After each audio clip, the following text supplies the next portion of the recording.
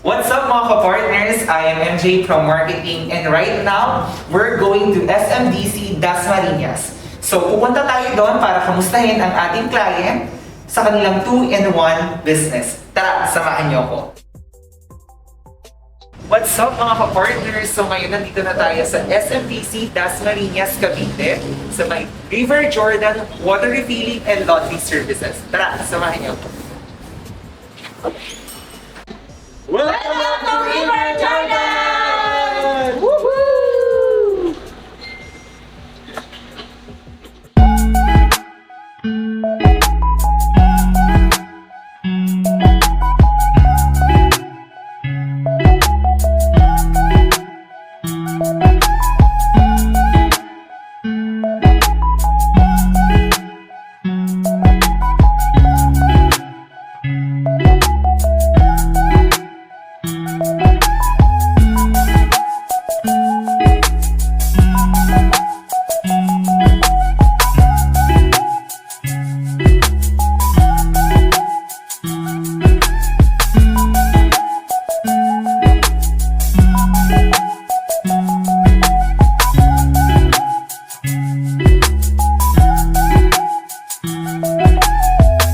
Hi guys, so ngayon kasama ko si Sir Reggie, ang owner ng River Jordan Water and Laundry Services.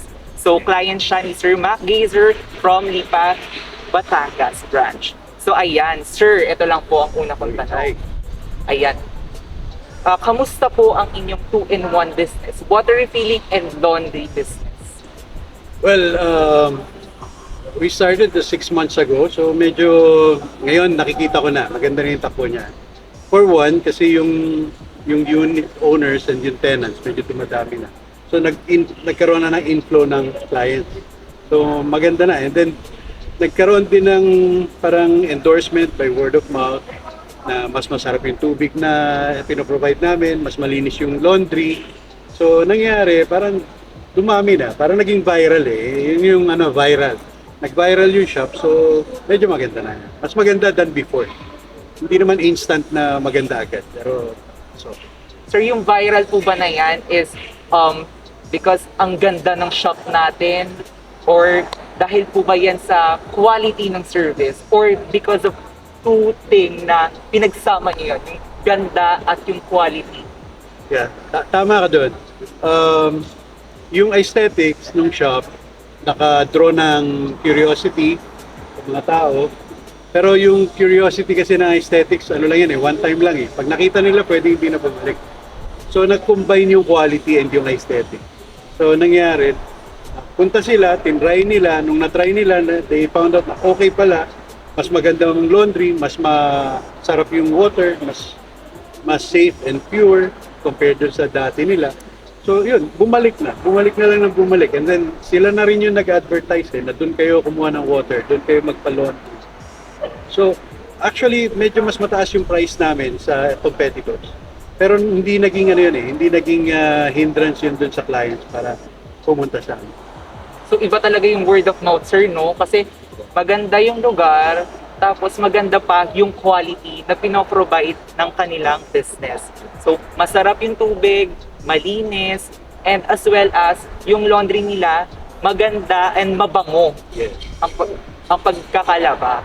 Next question po, sir. Kamusta naman po ang after-sales support ni NUB? After sales support ni NUBD. Yeah, actually, very supportive, no? Si NUBD. I started with yung salesperson na nakausap ko from NUBD, si Mac Jesser. Si Mac, I call him Mac. Si Mac, very supportive, no? Tapos nung baby steps pa lang kami, lagi yun, nangangamusta. Pero sabi nga, parang sobrang yung customer service kasi halos weekly kinakamusta ako. Pero wala pa masyadong transactions noon. Tapos nung tatawagan ko lang siya, Mac, ba't ganito? Ba't nag-alarm? Ba't hindi ko alam to? Nakalimutan ko kung paano. So, ando naman kagad. Pagka magpapadala kagad ng technician, na minsan tatawagan ako, sir ganito, sundan mo, ito, may instructions kagad. which actually helped me a lot para mag-troubleshoot yung basic. Tapos, as nag-normalize na yung operations, yung transactions, pumapasok na. So alam ko na. Tapos mangangamusta si Mac, sabi niya, "Sir, ano na, i-endorse na kita sa head office. Punta ka na doon para mas maganda, mas personalize yung transactions mo with the owner, no? Sila Ma'am Nancy, tapos sila Miss April ang nag-handle sa akin. So pagpunta mo doon, talagang very accommodating naman sila. Very cordial. Parang pumunta ka lang sa kapitbahay o matagal mo nang kakilala. Bibigay sa'yo yung kailangan. And they help you a lot. Yun. Maganda, magaling. Actually, ang sarap po mapakinggan yung mga sinasabi niyo, sir, kasi imagine parang kapitbahay niyo lang po na kapag kailangan niyo ng tulong or kailangan niyo ng supplies is maibibigay agad. Correct. So ayan. So mga ka-partners, narinig niyo yun ha. So ayan, sir, thank you po. So ayan, last question for Sir Reggie. Ito naman ay para sa ating mga laundry and water refilling business aspirants. So sa mga aspirants owners dyan, ito po, ano ang masasabi ni Sir Reggie or may mga tips po ba siyang i-share para sa ating mga aspirants? Yeah. Okay. So, para lang clear, no? Kasi baka iba dyan, siyempre ako nung nag-start ako, wala ako idea about water refilling station or yung laundry business. Wala kasi except for the times na minsan pinaglalaba ako ng misis ko, hindi talaga ako wala talaga akong experience dyan. So doon sa mga first time pa lang susubok, kagaya ko, first time, nung sinubukan ko to, tatlong items lang yung pwede kong ma-share. Number one, kailangan you study the business. No? Kasama na dyan, knowing your market, knowing your strategy, knowing your SOPs, ano yung magiging SOPs mo, yung procedures and processes na kailangan malaman. So, know the business. Kasi pag hindi mo alam yung business, pagpasok mo, bulag ka, most likely madadapa ka talaga. Eh, buti kung makakabangon ka kagad. Pero, kung meron kang pag-aaral dun sa business, may iwasan mo madapa. Medyo minsan may matagal bago mag-pick up, pero kung alam mo, aware ka, hindi ka masyadong kakabahan, makakaakyat ka kagad.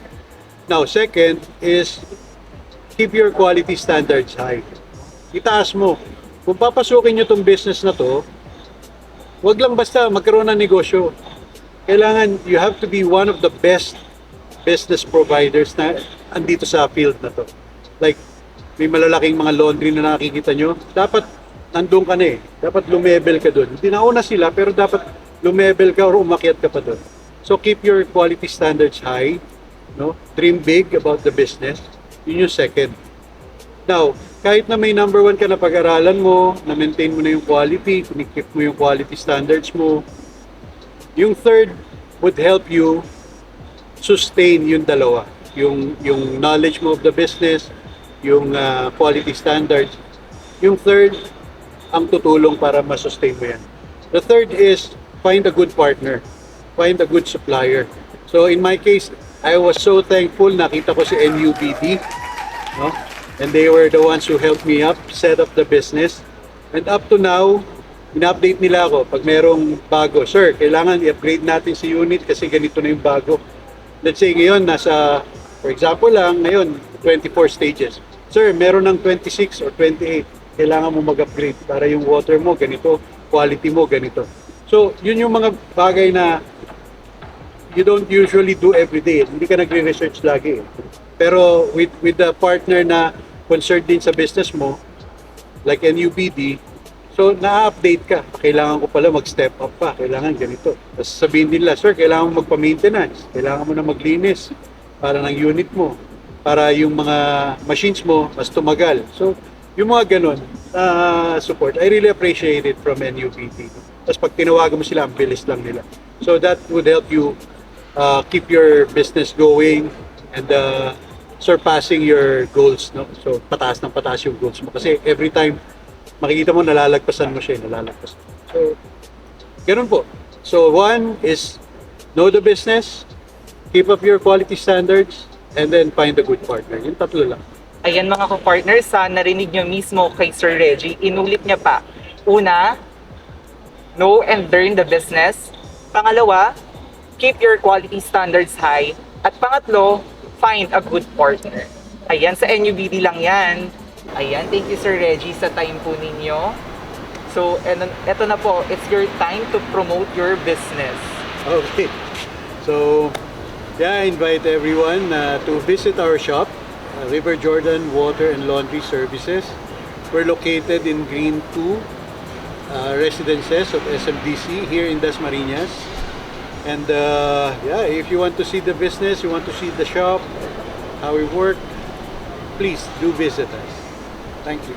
Guys, tingnan nyo kung gaano kaganda ang shop nila, sir. Ayan, salamat sa inyo. Thank you.